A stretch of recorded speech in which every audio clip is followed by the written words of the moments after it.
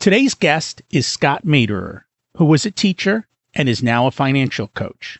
We learn about his journey and how he changed his relationship with money, from almost committing suicide to turning his life around and building wealth.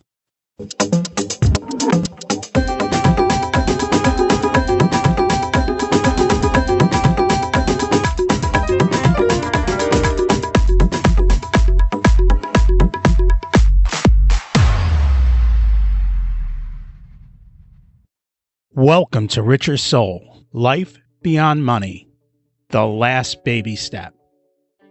Imagine it's 12 months from now. You've achieved your major life goals. How does it feel to be in the best shape of your life? To wake up energized, excited about the day?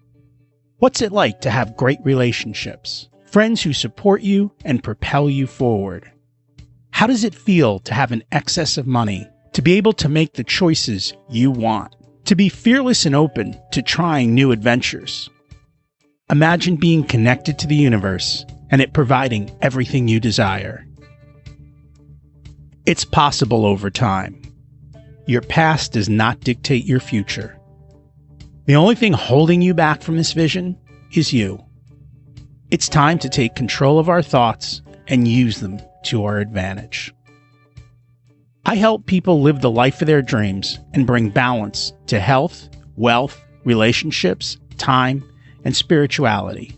You can learn how by listening to the framework in episodes 1 through 9. It's simpler than you can imagine. You can also hear actual coaching calls by looking under the coaching call tab on richersoul.com. You'll also find all the show notes for this episode there, and there's a link in this episode.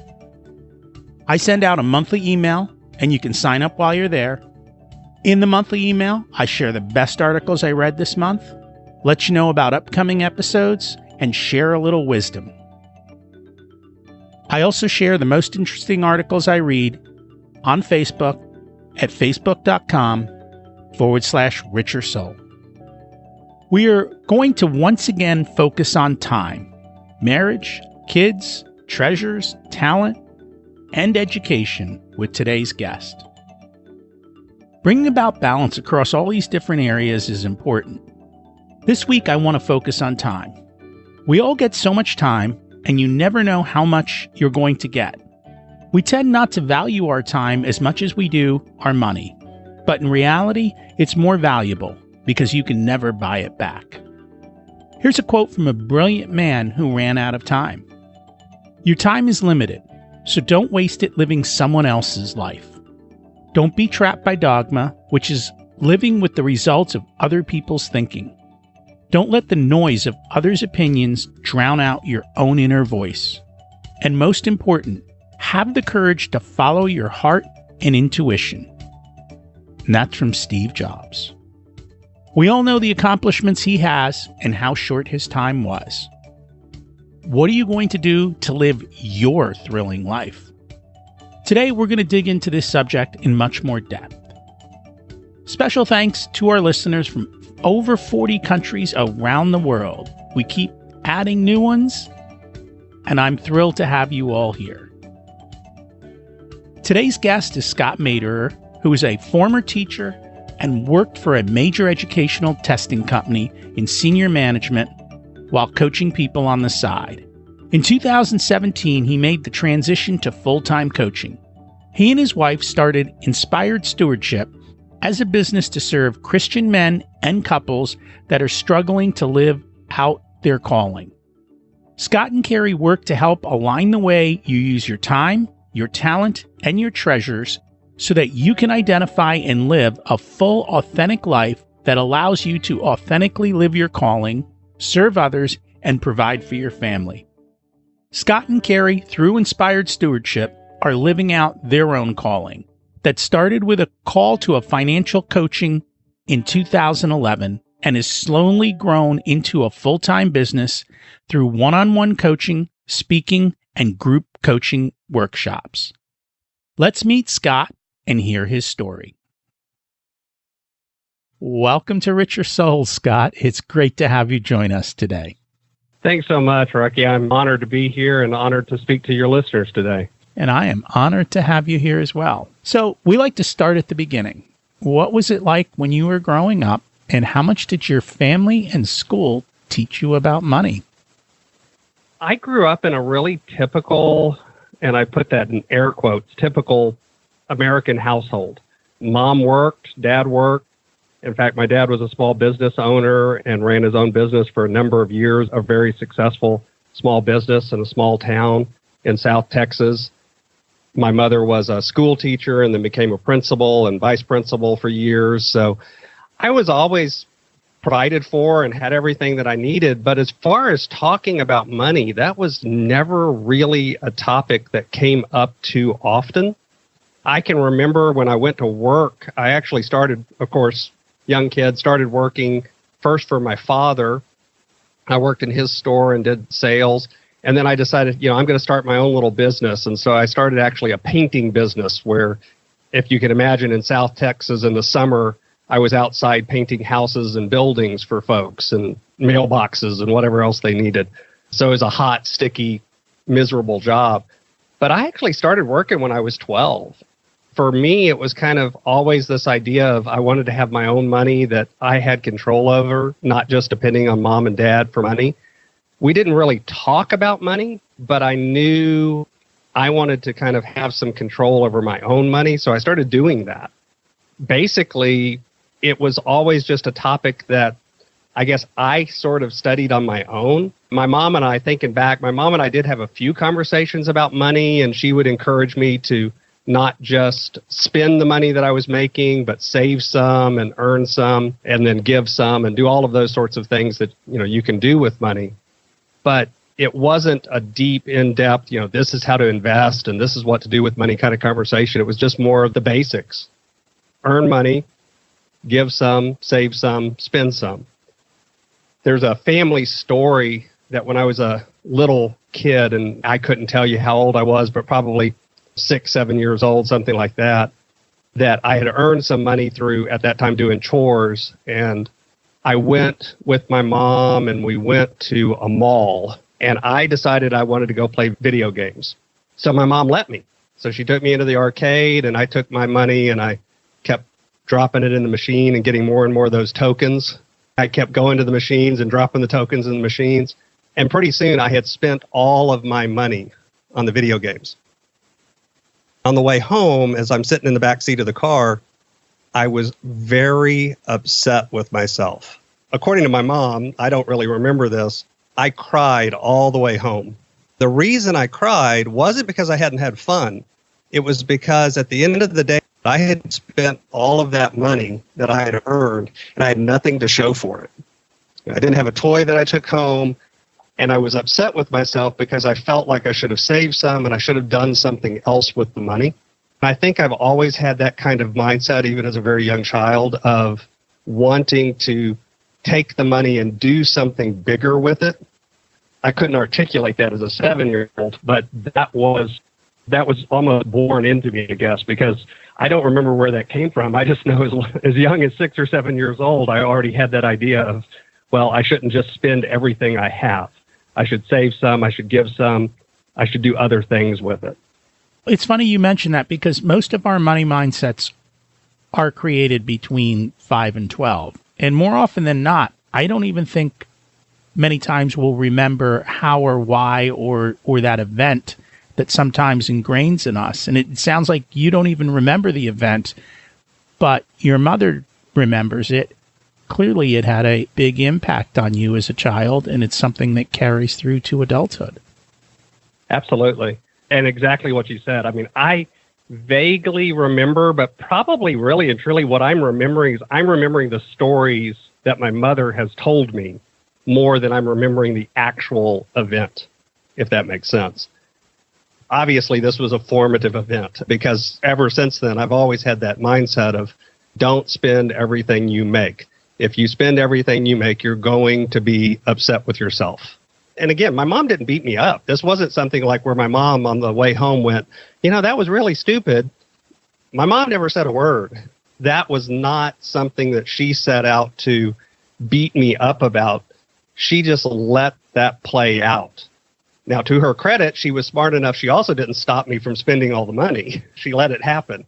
Knowing me, she knew that it was going to upset me, and she could have stepped in and prevented it, but she let it play out. And she let it play out with a small amount of money, because this was probably something like $5. We're not talking, I dropped $500 in an arcade. We're probably talking $4 or $5. But to a 7-year-old who had just earned this money through doing chores for the last 2 months, this was huge. This was a giant amount of money. This was everything I had earned, and it's all gone. And that was enough to impact my mindset. Though that mindset has changed, I know there were times where probably I didn't live my life that way. In fact, I know that for a fact because my wife and I got into debt and had debt problems that we had to get out of. But even still, there's a core of me that it was easier to come back to that core and realize, wait, this is the way you've always had a relationship with money. Go back to that relationship because that was actually a little bit more healthy. That was a little bit more balanced. That was able to have a relationship with money where I enjoyed some of it, I gave some of it, I did other things with it, and I felt comfortable and able to provide for my family. And all of this was able to make me feel like a whole person, like a good person around money, have that healthy relationship with money instead of one of worry and fear and stress and strain, which I think is all too often the way we feel. When someone mentions money, your blood pressure immediately goes up. You feel stress and strain, even if you have plenty of money. I know people that are quite well off that still have worry about money because they feel like, oftentimes from, like you were saying, early experiences, perhaps they grew up in a household that didn't have money, and that still is playing out in their relationship with money today because they've never really stopped to think about it and reflect on it. We do have relationships with money, and we have money stories. And those are the stories, whether they're true or not, they're the stories we tell ourselves about money. That's why the people who, even though they have money, there's fear because they're fearing what happens if I lose money. Then I lose everything. Being able to, I think, disconnect money from your self-worth is a big part of that. And it's not easy. So was your mother intentional in letting you spend that money, or was it just something accidental? No, I think she was intentional about it. I mean, I don't think intentional in the way of she encouraged me to do it, or she sat down and said, hey, let's go to the arcade. But when I brought it up and when I said, I want to go to the arcade, I want to spend some of my allowance or my chore money, she didn't stop it. I think she was intentional in that she knew me well enough to know that this was going to upset me after the fact. I know she had to have been tempted to stop that because nobody likes to see their child upset or hurt. And instead, she went ahead and let it play out. So she was very intentional in allowing it to play out and form experience. But I don't think she was intentional in the way of, I don't think she ever set it up to happen. She just allowed it when it did happen. So are you doing anything different to teach your son about money? My wife and I are very deliberate about having conversations with our son about money. We've started those conversations. We started when he was 3. Now, part of that was my wife and I were going through our own financial struggles right about the time he was 3. So it was part of our family dynamic. It was just stuff that was going on. We've always had a relationship with our son that was fairly open, and we've let him, he knows how much the electric bill was. He knows how much the light bill was, which, by the way, was really helpful when we take that electric bill and we show it to him and talk to him about how much it is. It makes it a lot easier to have the conversation about, this is why we ask you to turn out the lights when you leave the room, because if you don't, that makes this bill higher, and this is part of the money situation. Now, at 3, we didn't go into too many details. He's 15 now, so he understands a lot more. But at 3, we started teaching him with, you're not going to get an allowance. You're going to be on commission. And there are certain chores that you do because you're part of the family, and you just do them because that's your job. You're part of the family. And then there's other chores that you do, and you can earn a commission on them. So if you choose to do them, you get money. If you choose not to do them, you don't get money. And that's how that works. Now, obviously, at 3 years old, there's a lot of grace around a 3-year-old. You remind them to do the chores. You even help them sometimes doing the chores. But you still start that conversation from a very early age. He also understood our relationship with debt and the fact that we had gotten into a lot of debt and struggled with this, and it had caused some problems. And now we were working to get out of debt.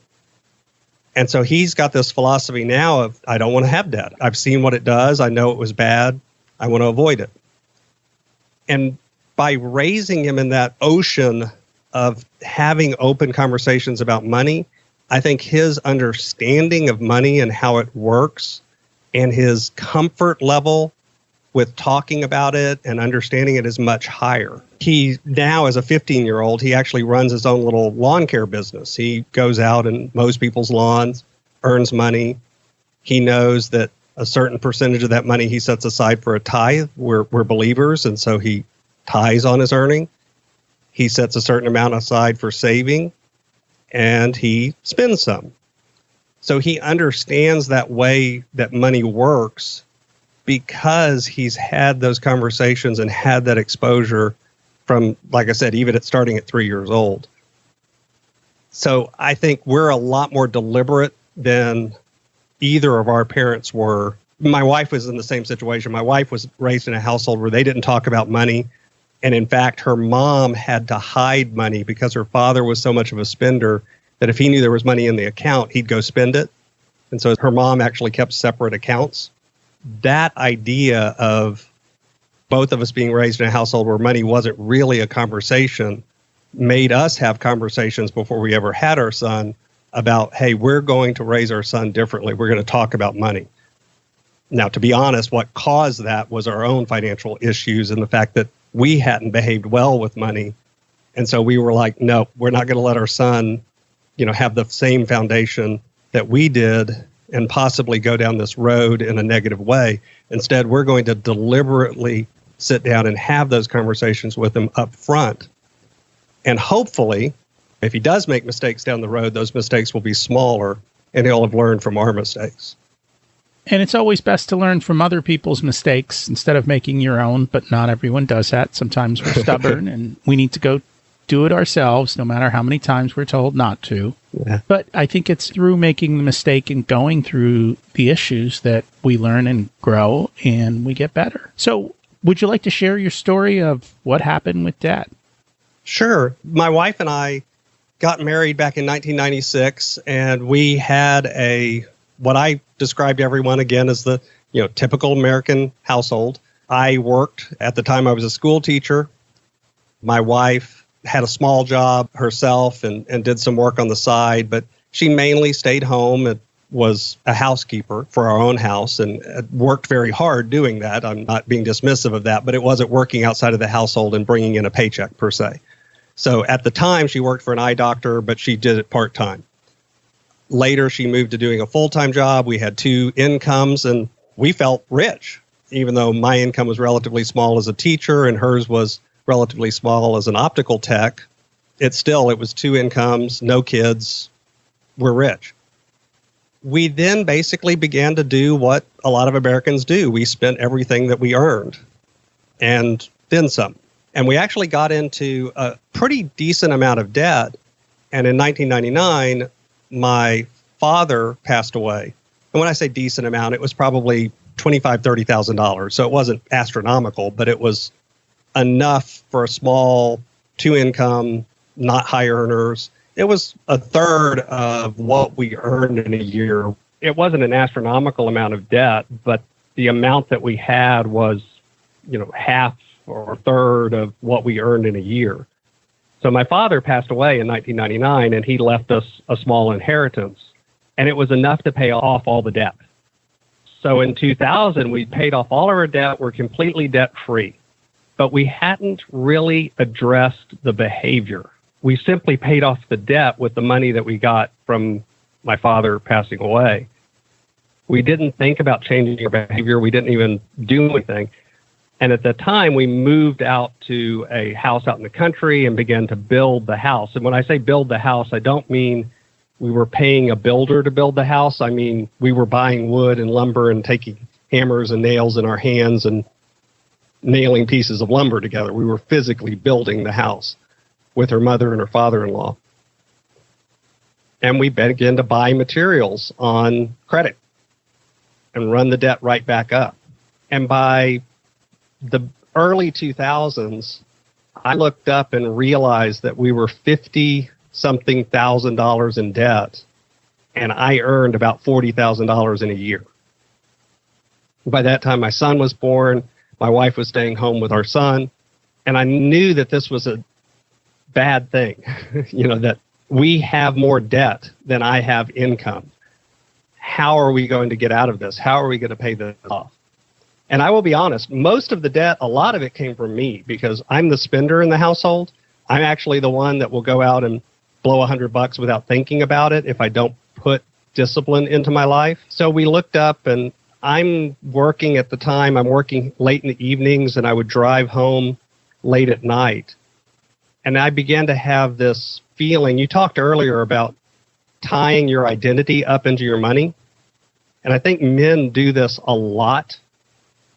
I began to question my own worth. I began to look at myself as not a good provider, not a good man, not a good father, a failure. All of those litanies began to play in my head. And depression runs in my family, and I suffer from depression. And basically, I began to get depressed. I would drive home late at night, and I began thinking, I've got enough life insurance that if I accidentally drove off this road, the life insurance would pay out, be enough to pay off all of the debt and leave my wife and son with a little bit of money to get restarted. And she'd be better off without me. This is the story that's playing in my head. The road that I drove on was a long, windy road, and it had several very steep drop-offs that I actually believed if I drove off one of them, because it was so late at night, they would think that I fell asleep, and so insurance would pay out. They wouldn't see it as a suicide.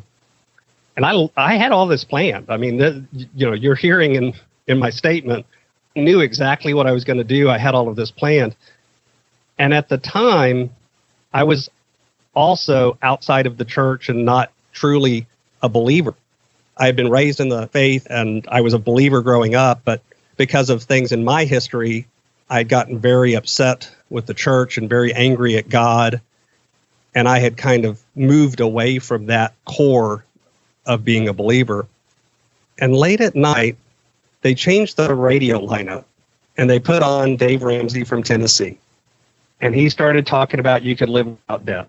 And I yelled and screamed at the radio all the way home about how stupid this idea was, that nobody could live without debt. I got home, and I was bad. I got home angry, but I also didn't change the radio station. And the next night, I'm driving home. Dave Ramsey's playing on the radio. People ask me, why didn't you change the radio station? I don't know. I didn't. I now realize that's because God put this in my life on purpose to speak into my life. And he kept me from changing that radio station as well.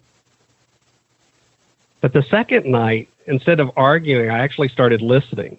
And one of the calls was about husband and wife in a situation that was a lot worse than the one my wife and I were in. And the husband had not talked to the wife. And one of the things that Dave said is, you've got to come clean. You've got to go talk to your wife about this situation. You've got to let her know what's going on. And I didn't want to do that. I really did not want to do that, especially since I felt like a lot of the reason we were in this situation was my fault. I'd taken on a lot of the blame for it. So the second day, the third day goes by, and it's Friday now. And back at that day and time, Dave Ramsey did the debt-free screams on Friday, where people were calling in and telling their story and screaming they're debt-free. And I heard those calls and tears streaming down my face. And I got home that night and I vowed that I was going to have the conversation the next day with my wife. So we're $52,000 in debt. The vast majority of it is because of bad behavior on my part, or at least that's the story I had in my head at the time. And I call my wife into the other room Saturday morning and I say, we need to talk. So we go for a walk so that we can talk by ourselves. I said, I need to come clean. Here's the debt situation. Here's how much debt we're in. Here's how much I earn in a year. I don't know how we're going to do this, but I've been listening to this guy on the radio, and he talks about living without debt and paying off your debt and all of this, and I really want to try this. My wife looks at me and goes, oh, do you mean Dave Ramsey? I said, yeah, how do you know? How did you know that, And she says, oh, my dad and I listened to that on the radio during the day. They were listening to the broadcast during the day, and I'm listening to the rebroadcast at night, but we weren't talking about it. And she says, yeah, let's do it. We can do this. And I talked to her, I came clean too about the emotion that I was feeling and the suicidal thoughts and how I was taking on all of this blame. And she looked at me and with a great deal of love in her eyes said, it's not your fault. You're not a failure. I love you. We can do this, but we've got to do it together. Let's do this. And at that time, we basically became a team again. We yoked ourselves together and said, we're going to do this. I also came clean to her and said that for the first time, I was beginning to think about God again in a way that wasn't angry. So we also found a little church and started going to the church. The church was actually run by my son's karate teacher, believe it or not. He was also a pastor and ran a church. So I always tell people we went to a karate instructor as our pastor for a little while, which is an interesting experience, let me tell you. But we began to rebuild, and we paid off $72,000 in debt in change. It was like $72,856 if you really want to know to the penny. And we did that in 2 years, 11 months. My wife will not allow me to round that to 3 years. It was 2 years, 11 months. And we did it making $55,000 a year. So it's not like we suddenly got a huge income boost. We averaged $55,000 a year. We paid off $72,000. And if you were listening closely, earlier I mentioned $50,000 something in debt, and now I'm saying we paid off $72,000. That's because in the middle of our debt-free journey, as we're paying off all this debt, I lost a job, I got a new job, and while I'm working the new job, I had a collapsed lung. We didn't have great insurance at the time because the job we had wasn't a fantastic job. And then I had the collapsed lung in December. I was sent home, all healed up. And in January, I went back into the hospital with a collapsed lung again. The same lung re-collapsed. And I had to have emergency surgery. And so that added about $18,000, $20,000 to our debt that we ended up having to pay off because of that job loss and the surgery in the middle. And yet we still did it. We paid off $72,000 worth of debt in 2 years, 11 months. We called into Dave Ramsey and yelled one of those debt-free screams. That's also when we mentally said, our son is very, very young. We're going to raise him in a relationship with money that's much healthier than the ones that we were raised in. We're going to be very deliberate about that. And we began teaching him, and that's when he got put on commission and all of that. So we actually say our son grew up in that philosophy and bathed in it, and hopefully that changes our family tree, and his relationship with money is healthy from the very beginning. That is quite impressive. It's an impressive story that you were able to pay off that much on the income that you had, in that you were willing to put the time and effort into the struggle and make it happen. And it sounds like you are changing your son's relationship with money, and he will have an amazing life because of that. Absolutely. That's really the truth, too, is it was a decision, but what really changed things was changing the relationship with money. I keep coming back to that word, relationship with money. It's not a math problem. And I think that's the mistake so many of us make. We look at money and we think it's a math problem. I can do this math. It's addition, subtraction, multiplication, division. This is easy. sixth grade math. And yet the reality is what happens with money is about behavior. It's about attitude. It's about philosophy. It's about mindset. It's about looking at money not as your provider and your security and your safety, but just one more tool, one more blessing, one more gift that we're given to manage. And we're called to manage it well. And that, having that attitude of, I'm not the owner of this, it's something that's provided to me that I am supposed to manage well. That attitude and that philosophy begins to change how you look at money.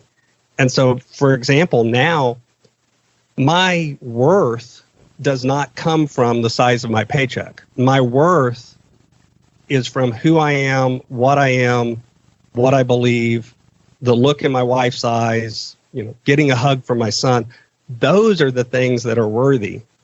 This money thing on the side, it's there, it's important. It's not like I'm devaluing it. I'm not saying it's not something to worry about or to pay attention to is really the better way to say it rather than worry. But it's not who I am, and it's not what I'm worth. It's simply one more tool in the toolbox that if I have the proper relationship with it, will take care of itself and provide for me and my family and allow us to do things with it, like give to others and support things that we find important and align our money with our values and our priorities.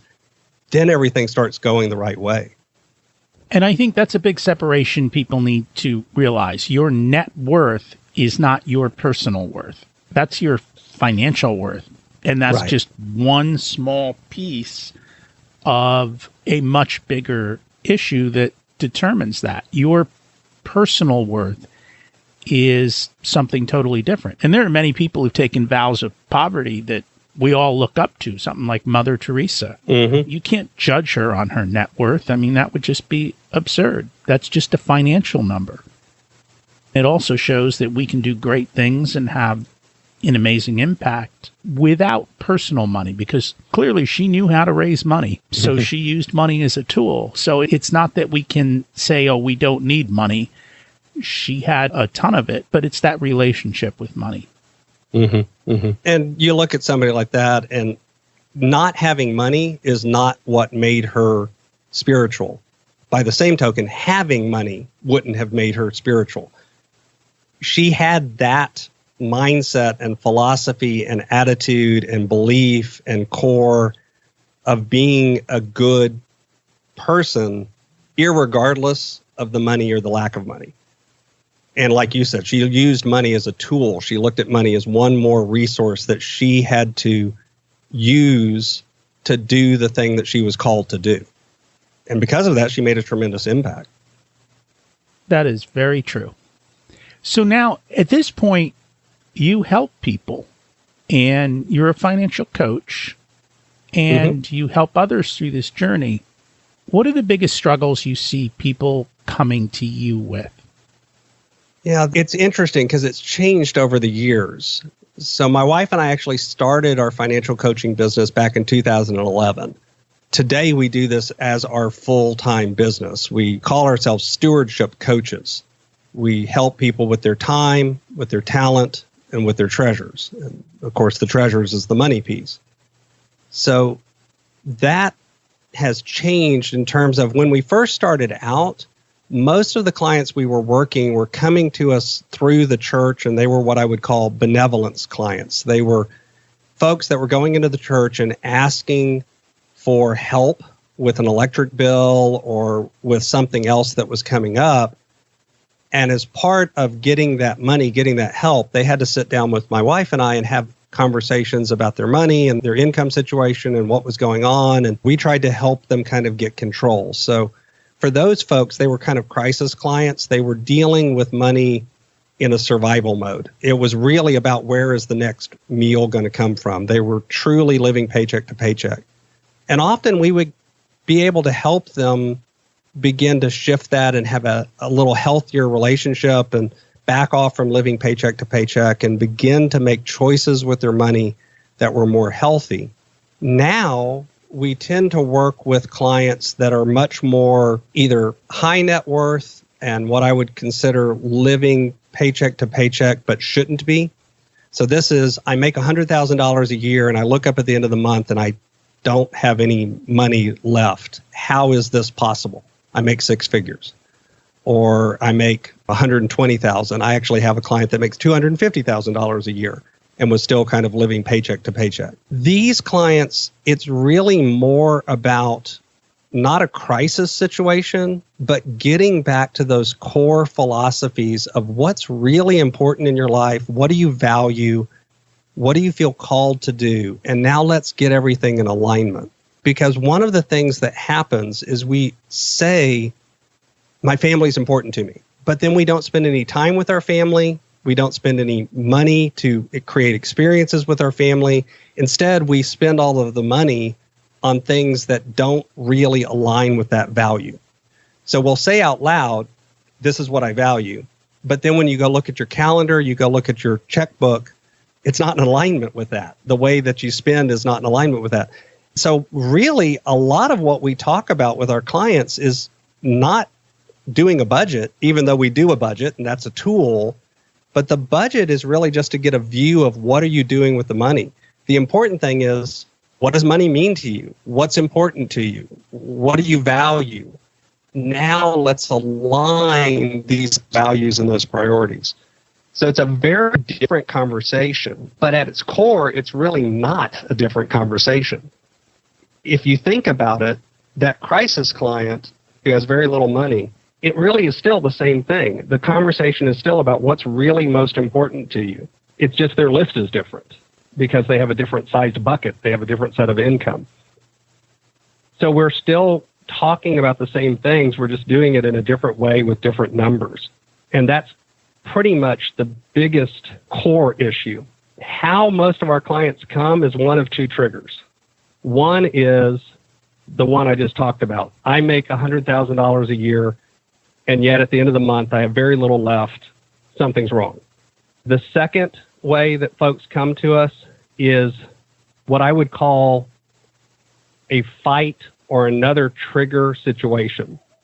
So this is either my wife and I fight about money, which it's a constant source of argument and strain and stress in our life. For example, the argument, someone comes home from the store, could be the husband, could be the wife. They spent $300 on stuff. Why did you spend $300 on that? I don't understand. And it's just a fight. It's not what's important to me and what's important to you. We're both spending money on those things, but we haven't ever brought our values into alignment. We haven't had the tough conversations about this is important to me. And so again, as an example, one of my clients that I've been working with over a year now, they're finally having some conversations that are real conversations about stuff that actually went on in their marriage 10 and 15 years ago that are still playing out in their money today. That sort of digging and bringing up the idea about your behavior, your values, and your priorities, that's where, at the end of the day, suddenly now the budget becomes really easy because we've got the hard work done of figuring out what's important to us and how should we live it out. And that's the one thing I find. I don't think people take the time to sit down and say, what are my values? What are my bigger life goals? And I don't mean, like, buy a house, but more so your purpose. How do you want to live out your life? What are the things that drive you? And then the conversations with your spouse to understand what are their goals and what drives them, and having the conversations together to work together. Because I heard you say that you came together as a team with your wife again, and that's when everything changed. And I think that's a big part of it is to sit down, have these conversations, figure out these important questions, because once you do that, it's, as you said, the budget's easy. The steps are easy. The way forward is so easy once you know what it is you want, what you value, where you're going. Once you have all of that in place, everything becomes easy. And yet it takes time. It sounds Absolutely. like, it takes time to do that. You've been working with that client for over a year just to get that basics down. And the reason it takes time is because this is a big deal. You said people don't do this. And I actually think there's very few people that have sat down and written out and thought about and really dissected answers to what I consider the most important questions in the world. So things like, what is it that I'm called to do? What is vocation, my calling? So I'm not talking about career. I'm talking about what are you truly called to do at your deepest core? And that may align with your career. That may actually be the things you do that you get paid to do, but it may not, too. Your vocation may play out in other ways that aren't actually your quote-unquote day job. And that's fine. You can have a day job that's not completely in alignment with your calling and still have a very good way of living out the calling, but that's only going to happen if you're very deliberate about it. If you've asked that tough question and you've figured out, this is my calling, but I can do this and that's okay. Okay, let me do this, but let me use that career to allow me the freedom and the flexibility to do this thing over here that I'm called to do. Okay, that's good. Other times they may be perfectly in alignment. You're called to do something that's also what you get paid to do, and that's fine too. But having those tough conversations, what am I called to do? What is it that I truly value in the world? What are the things that are the most important to me? And then if you are married, and we kind of talked a lot about married couples, the majority of the clients that I serve are married couples. I don't discriminate. I'll serve single or married folks, but I think in part because my wife and I do this together, we have a lot of couples that come to us. One of those things as a couple is realizing that if you're in a relationship with someone else, there's really 3 different entities or people, in air quotes, in that relationship. Because there's what do you value, and then what have the two of you come together and created as a set of values that you hold in common. You have to feed all 3 parts to that. You as an individual have to have things that come into your life that are in alignment with your calling and your values. As both of the partners in the relationship, this is part of being a healthy individual and having integrity and wholeness. But then the two of you together have to come together and also identify what is it that we hold in common? What is it that we both say, these are the things that are so important to our life? I encourage people to actually write this down, write out a manifesto or write out a mission statement, write out something like that for yourself as well as for your family. Those are the core values, and then everything else, whether it's time, whether it's your talent, whether it's your treasures, doesn't matter. Everything gets fed through that filter, and suddenly it becomes a lot easier to make decisions because you have that filter in place. You have that core set of values in place. It's very easy to just look back at those and go, this fits, this doesn't. So I'm going to do the thing that fits, and I'm not going to do the thing that doesn't. So you're speaking to the choir here because that's exactly what I believe, and it's exactly what I've been saying here for the last year and a half. You've got to have your plan. You've got to write it down. And once you do, everything becomes easy. And even though it's easy, it's still hard because you have to go through the struggle and you have to go through life. And it's that journey of climbing your mountain that is a struggle. And we have to embrace that. But once we know and we're on the right mountain, heading the right direction, it becomes so much easier and we become more content in that journey, even though there's struggle in the journey. And it becomes an amazing life. Absolutely. In some ways, it becomes amazing sometimes because of the struggle even. You begin to look at the struggle not as an enemy, I've got to fight against this, but as something that at its core is because you truly are standing for something. And so my job is to stand for this thing, whatever it is, whatever that core value is. And I've got to put my flag in the ground and I'm going to stand for this thing. And it may be uncomfortable, it may be difficult, it may be challenging, it may be hard, but it's worth it. one of the things I'll say to folks, and we've been using the word easy, and this twists that a little bit. I tell people all the time, this stuff is simple in terms of the philosophy of it, the thought of it, the explanation of it. It's very easy to say, it's simple to say, you should have a plan. But it's not easy in terms of you're going to have to do hard work to have this happen. Plans don't come about magically. You've got to sit down and make them. You've got to create them out of nothingness. And that's the hard part. So the philosophy of it is easy or simple, but the actual action and doing the work, that's the hard part. And that's the part that people don't usually do. If you ask most people, do you have things that you value in life? They'll say yes. Have you actually ever articulated those? Have you written them down? Have you said out loud, these are my core values, and then have you made that into a written statement? And the answer 99% of the time is, oh, no, I just know what I value. But you really don't know it unless you've done the hard work of examining that and articulating that. And that's where the payoff is. When you look at their calendar and their checkbook, you can see what they really value and whether Absolutely. or not they're doing the work to do that. Just out of curiosity, have you noticed a difference in the relationships between the parents and the kids after they work with you? Absolutely. One of the first things you'll start to see often is a change in that relationship with the kids. A lot of folks come in and they really want success for their children.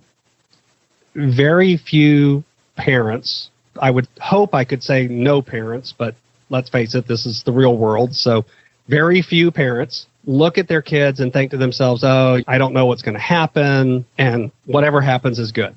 They want what's best for their kids, but all too often, because they haven't been deliberate about thinking about their values and their priorities as a family, what is important to us? What am I trying to instill in my kids moving forward? Because all too often, we're simply surviving.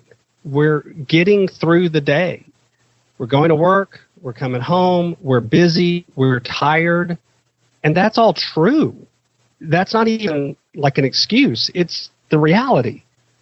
So what have you done to align your schedule, to give yourself the time and the white space and the silence to be able to actually begin to craft all of this stuff? That's hard to pull out of your life. And so what happens a lot of times is once they've done that as a couple and as an individual, then we'll actually have the explicit conversation. Great. What are you doing to instill these values in your kids? What is it that you're doing today to make their life different down the road? My wife and I put it this way, and I've put it this way with clients. Our job as parents is not to raise a good child. Our job as parents is to raise a good adult. Right now, my son is a child. Have you been listening to all my shows? I have listened to a few of them, but I can't tell you how many times I've said that quote. It is a quote. I'm borrowing here, but the idea is true. At its fundamental, that's our job as a parent. And yet, all too often, we focus on wanting a good relationship with our kids. And that's good. You should have a good relationship with your kid. But having a good relationship sometimes means telling them no. Sometimes means having a hard conversation. It sometimes means looking at the 22-year-old and saying, you know what? You need to pay for your own eyeglasses. I'm not going to pay for them anymore. What are you doing? How can I help you get a better job? Or how can I help you learn how to manage your money well? Or that's more important than I just hand you cash. And yet, all too often, we look at the money we're giving and we think to ourselves, this shows that I love my child. That's not what shows love. The amount that you give the value in the terms of how much it's worth as a gift, or that's not love. What's love is actually raising the child well so that down the road they turn into an adult who you look at and you go, I am honored that I had a little piece of raising this tremendous adult. Again, you're preaching to the choir. So one of the things I always talk about, as an adult, you are the average of the 5 people you're surrounded by. And I think that's true for kids as well. You're the average of the 5 people that you're surrounded by. And for most of us, our kids spend the majority of their time in school, and they're surrounded by teachers and other students. And that can help to either support what you do, or it can help to pull kids away from what you do. You spent a lot of time as a teacher, and I'd love to get your thoughts on our current education system and what you've seen and what you think is coming. Sure. No pressure, right? I'm just going to talk about the educational system of the United States of America. So basically, I was 16 years. I spent 16 years as a school teacher, and I loved it and I hated it.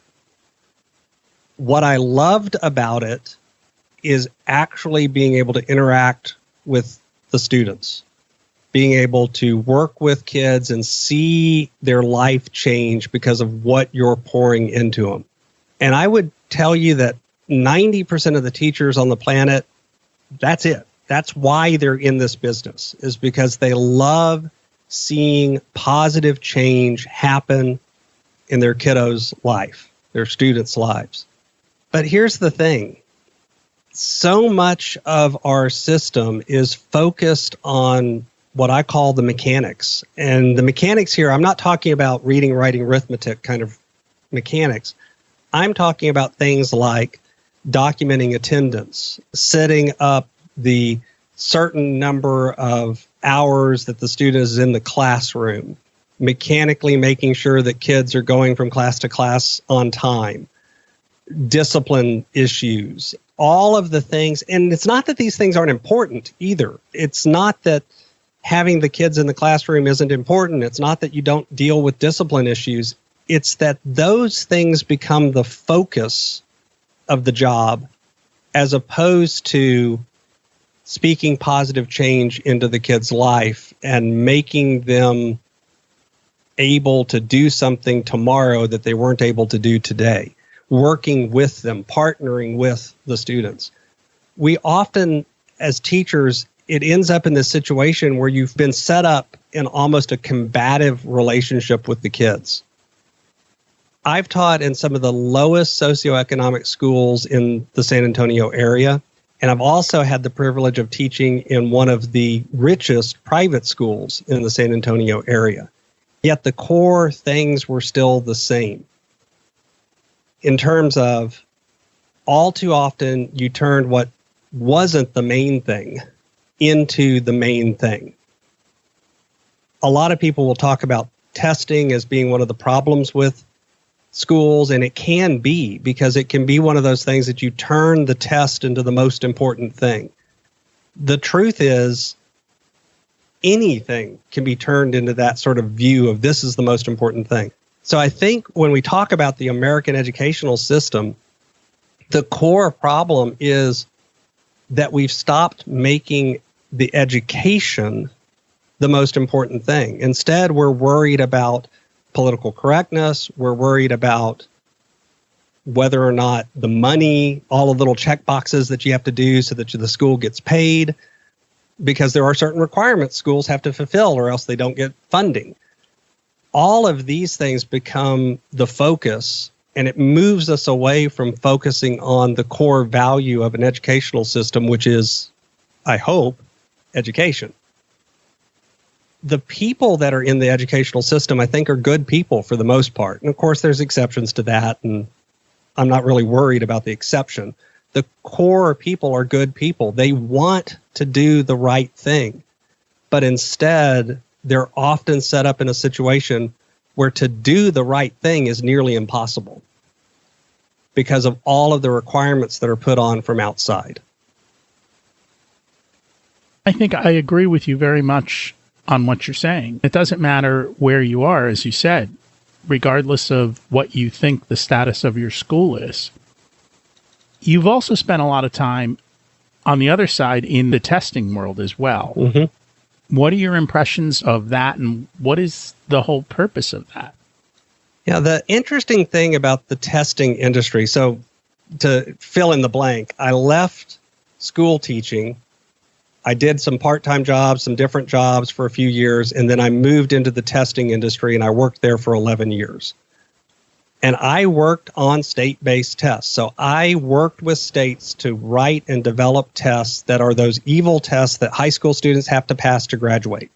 And I put evil test in air quotes there. The truth is, the testing industry is just one more facet of the educational system. These tests are written, again, by good people who truly want the best for the students. And they want to be able to provide a way of finding out what's going well and what's not going well in a systematic, stable, scientific way, measurable way. So I'm going to quote one of the folks that I worked with who actually worked on the SAT. So I did not work on the SAT, but this person did. And basically, we argue a lot of the times about the SAT test being unfair because it shows differences in different populations. And that's possible. It's possible that a test is unfair and biased because it shows differences in certain populations. But it's also possible that the differences that are being shown are real. So they put it this way.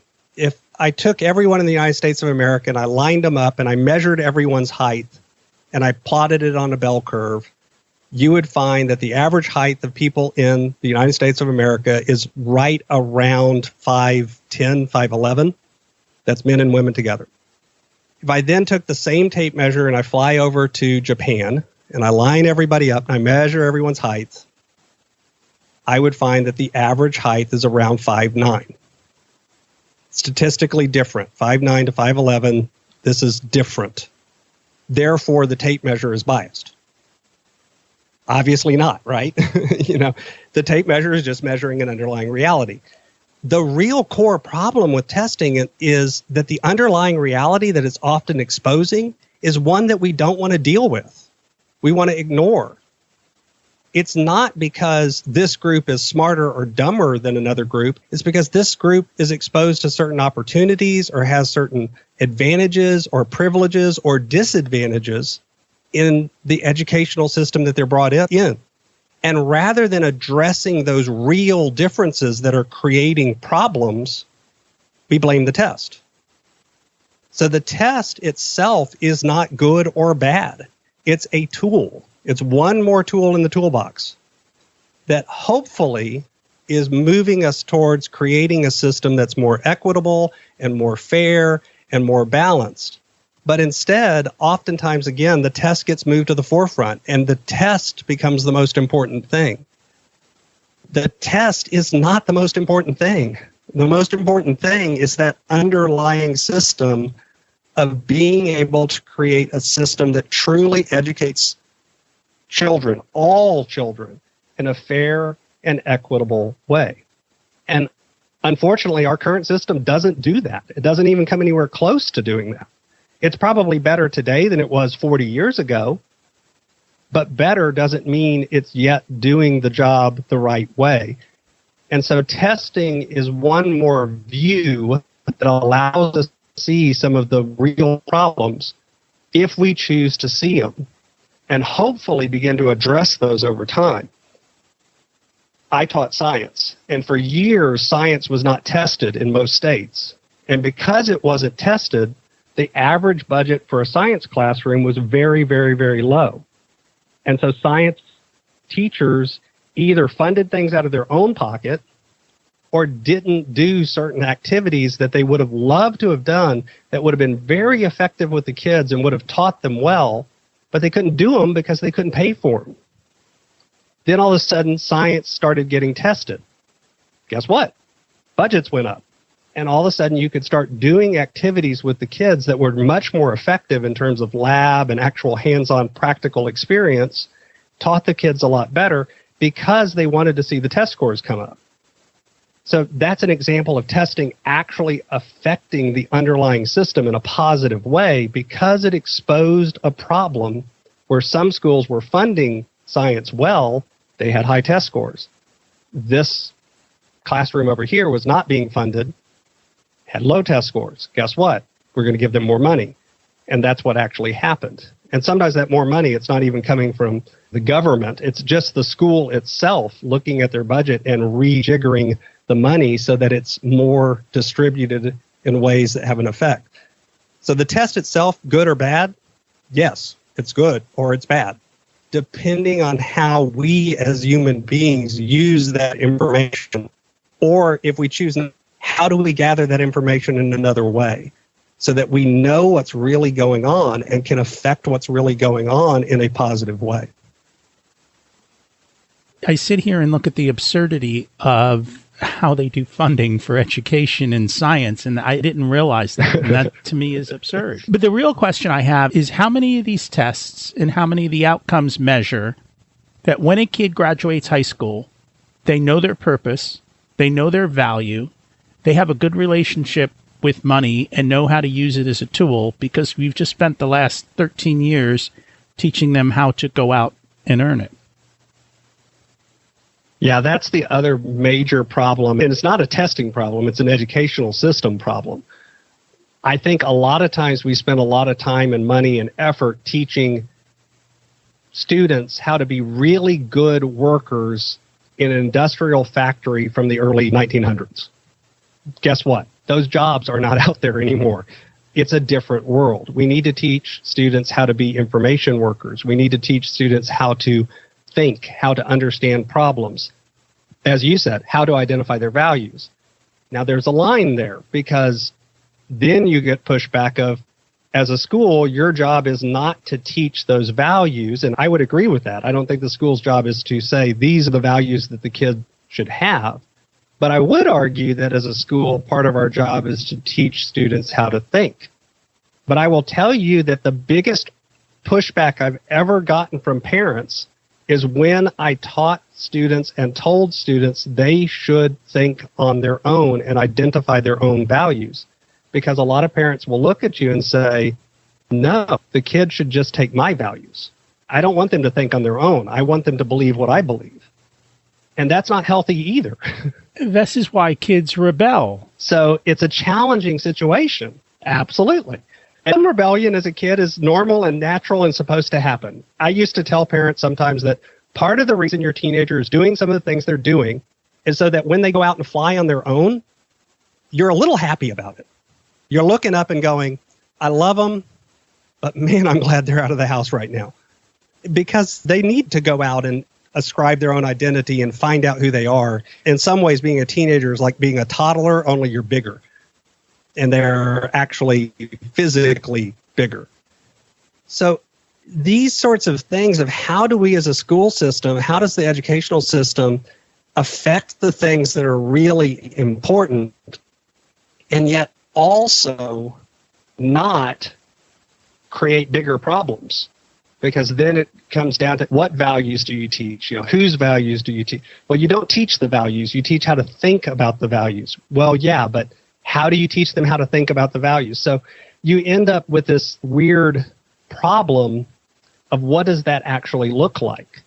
And are you teaching something that's going to offend or interfere or create bigger problems? Even money. And there are a few states that actually have a mandatory money curriculum where the students go through certain classes to learn about money. But then what if that class teaches that debt is good and using debt, and I don't believe that? Now, do I have a problem with that?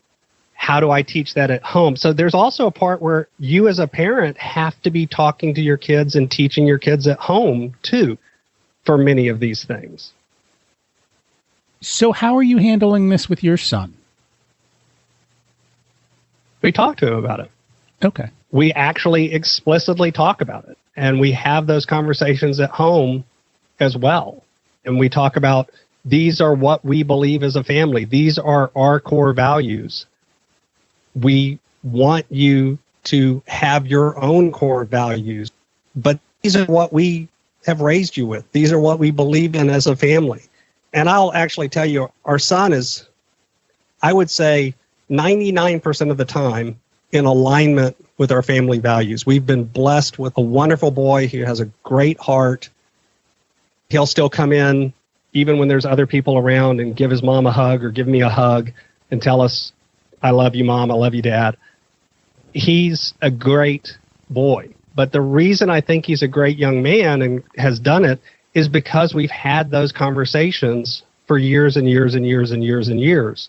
And we've talked about, we value giving. We value caring for others. We value doing the right thing. And this is what the right thing looks like. When he's done things that we don't approve of, we've had the conversations of, I love you, but the choice you made, the behavior you exhibited has consequences. They're negative consequences. Here's why, this is what that's going to look like. Do you understand? And we've had those conversations. And he's done things that teenage boys do that are stupid. And we've had the conversation about, you're not stupid and we love you, but we didn't like the choice you made. We didn't like the behavior you made. And here's why. And here's the consequences of those choices. And then let those consequences live out. That's tough to do sometimes. It is tough to do. And that's an important distinction in that you separate the act from the person. And so you can judge the act without judging your son. And I think that is a Absolutely. Big mindset shift on both sides.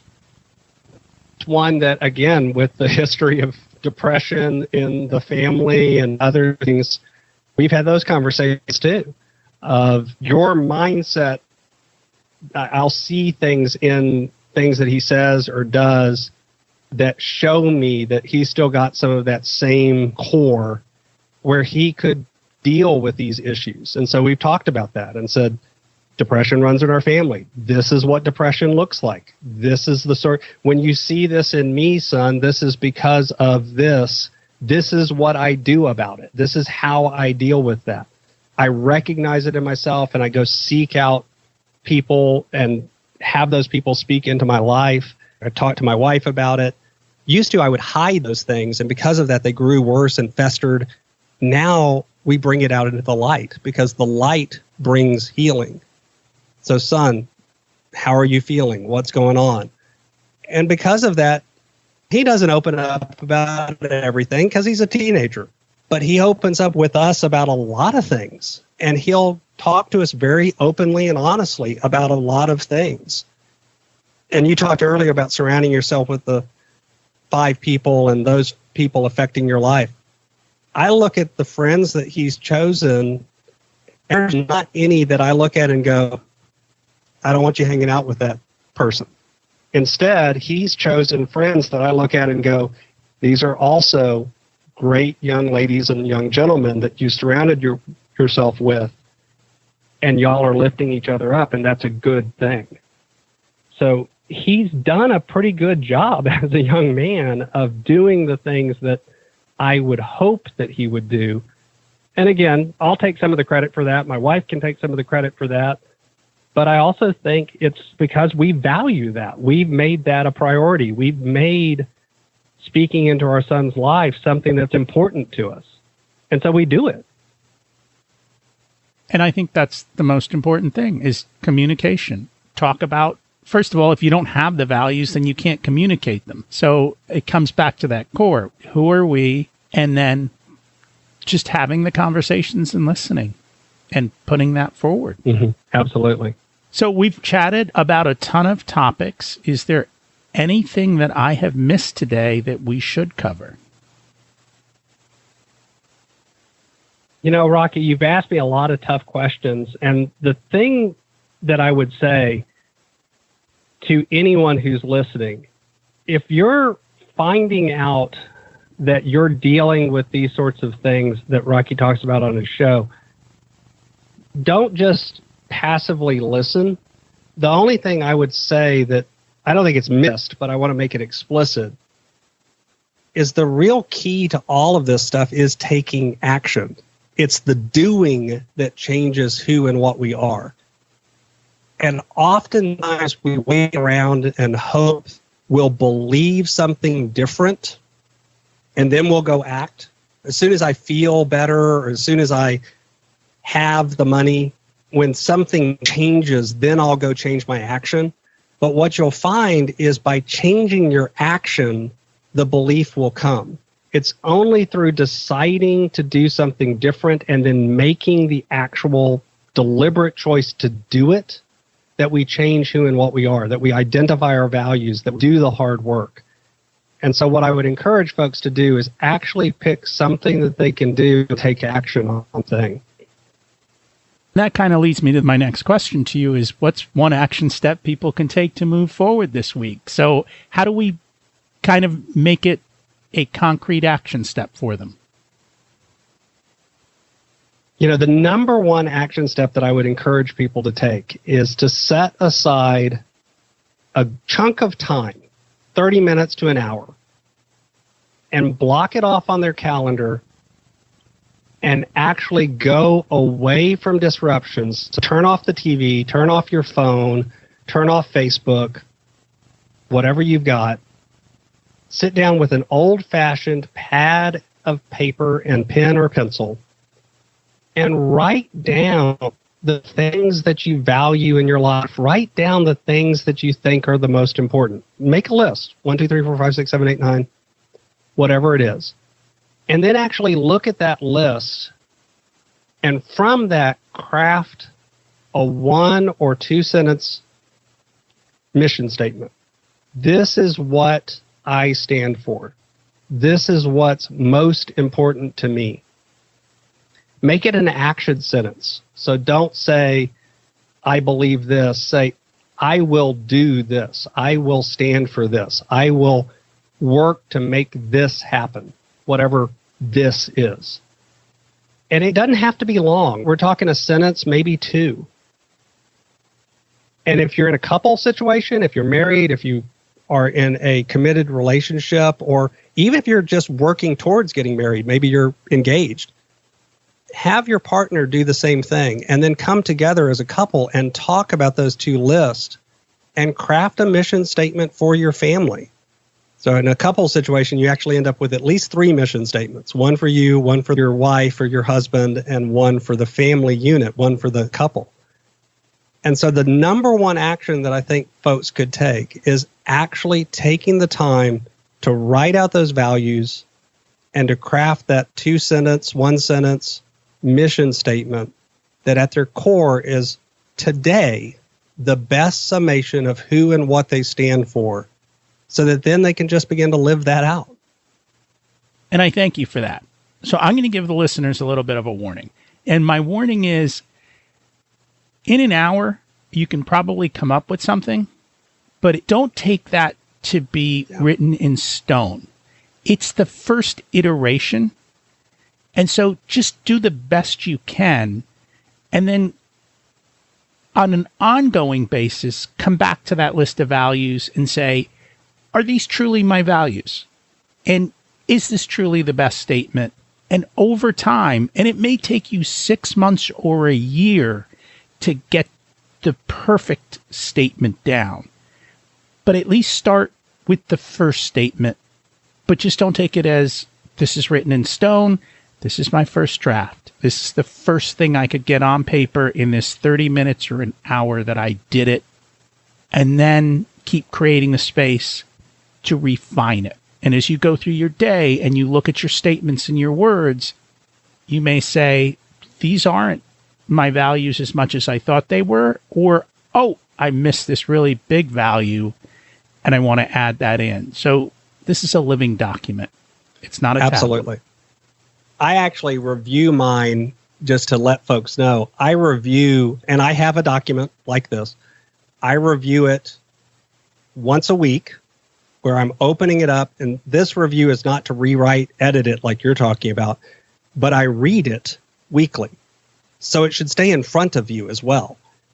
And then once every 3 months, I sit down with the document and I actually review it with the idea of, is this still true? Is this still the best summation that I can come up with today of who and what I value and what I stand for.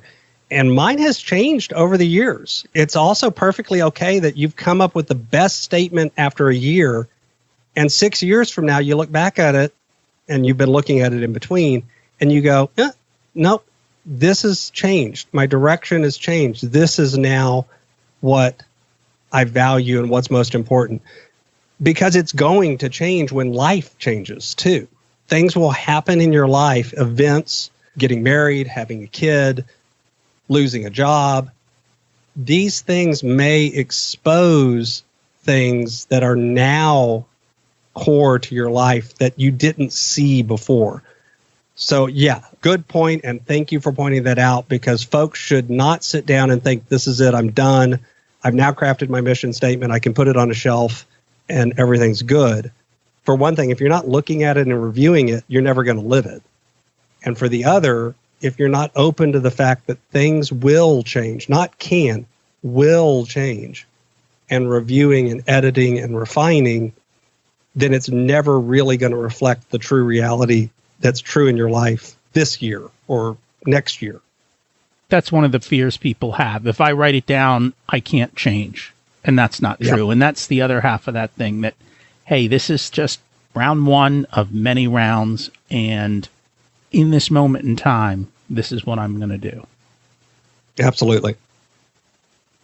Thank you so much for being on the show today. If people would like to connect with you and find you and learn more, where should they do that? You can always reach out to me over at inspiredstewardship.com. That's my home base on the internet. In fact, I created a page over there, inspiredstewardship.com/richer. If anyone wants to go over there, they can schedule a 30-minute call if they want to sit down and talk about this mission statement, talk about the values, read it out loud to someone, get feedback. I'd be more than happy to sit down with your listeners and do that. Also, you can reach out to me through Twitter at Steward Coaching, and you can find me on Facebook too, facebook.com/Inspired Stewardship. Thank you for sharing, and I encourage people always to reach out and to learn. Someone's offering you an opportunity to do that. The only thing it costs is 30 minutes of your time, and if in that 30 minutes you can make a dramatic change in your life, you should do that.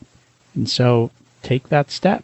Scott, thank you so much for being with us here today. It was a pleasure talking to you. Thank you, Rocky, for having me. I've been honored, and I appreciate it. Scott also has a podcast called Inspired Stewardship, which you can find on his webpage, inspiredstewardship.com. I, like Scott, have a written life plan for myself. My goals for the year are based on this document, and I focus my time and money towards these goals.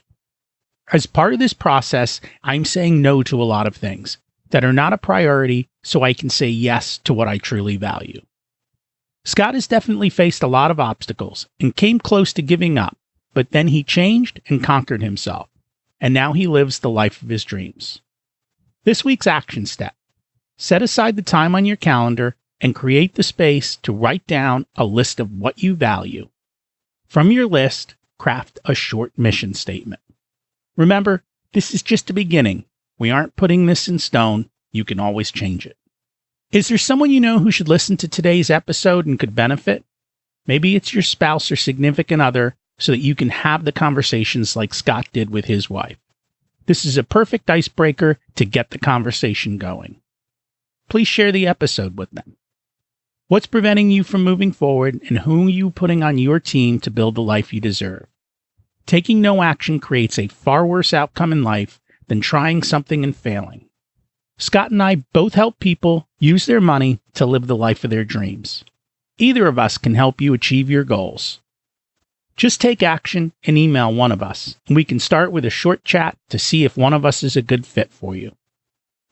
You know where to get Scott, and you can always reach me at rocky@richersoul.com. I'd love to hear from you and how you're doing and how the information I've shared has helped. Thanks for listening, and have an abundant week.